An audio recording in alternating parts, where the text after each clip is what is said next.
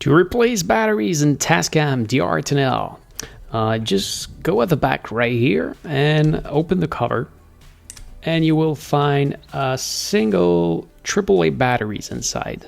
I personally use rechargeable batteries, and if you would like very long life batteries, I have a kind of battery that I would like to recommend to you. You can look in the description to get those two kind of batteries.